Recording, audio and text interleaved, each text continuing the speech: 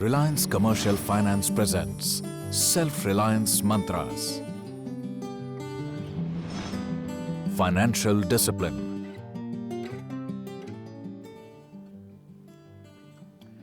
Hello दोस्तों, आपसे फिर एक मुलाकात और इस वीडियो में हम बात करेंगे डिसिप्लिन की। आप स्टूडेंट हो या स्पोर्ट्समैन, सबसे जरूरी है डिसिप्लिन। और अगर आप बिजनेस ओनर हैं तो सबसे जरूरी है फाइनेंशियल डिसिप्लिन, यानी आर्थिक अनुशासन।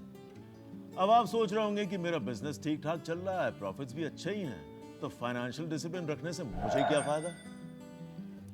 जवाब आसान है। जैसे हम अपने शरीर का ख्याल रखेंगे, डिसिप्लिन से खाएंगे, डिसिप्लिन से एक्सरसाइज करेंगे, तो लंबे समय तक तंदुरुस्त रह पाएंगे। ठीक उसी तरह आप फाइनेंशियल डिसिप्लिन मेंटेन करेंगे तो बिजनेस लंबे समय तक तंदुरुस्त और स्वस्थ रह पाएगा।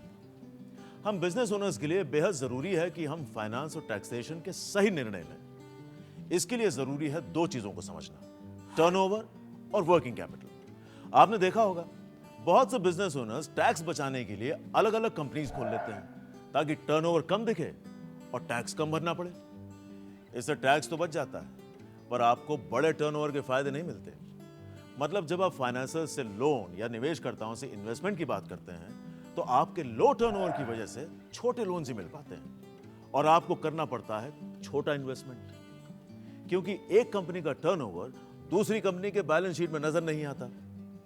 इससे बेहतर है एक ही कंपनी रखें और उसका टर्नओवर बढ़ाएं। यह बेहतर है। अब चलो एक बिजनेस ओनर के ऑक्सीजन के बारे में बात करते हैं, यानी वर्किंग कैपिटल। इसे करेक्ट मेंटेन करने के लिए डेटर्स और क्रेडिटर्स यानी लेनदार और देनदार के टर्म्स को सही तरीके से मैनेज करें। जैसे अगर आप क्रेडिटर्स से 2 महीने की मोहलत लेते हैं और डेटर्स को 3 महीने का समय देते हैं, तब तो वर्किंग कैपिटल में प्रॉब्लम होगा ही। एक बिजनेस ओनर को कुछ और चीजों में डिसिप्लिन रखनी चाहिए, जैसे कभी भी पर्सनल खर्चे बिजनेस फंड से ना करें। इससे आपको कई सारी समस्या आ सकती हैं। इससे ऑडिट के समय भी समस्या खड़ी हो सकती है और आपकी क्रेडिबिलिटी भी कम हो सकती है। दूसरा, अपने अकाउंट्स की बुक्स यानी बही खाते एकदम सही तरीके से मेंटेन करें और नियमित रूप से इंटरनल और एक्सटर्नल ऑडिट्स करवाइए। इससे आपको अपने बिजनेस के परफॉर्मेंस के बारे में पता चलेगा और आपके कर्मचारी कुछ उल्टा सीधा नहीं कर पाएंगे।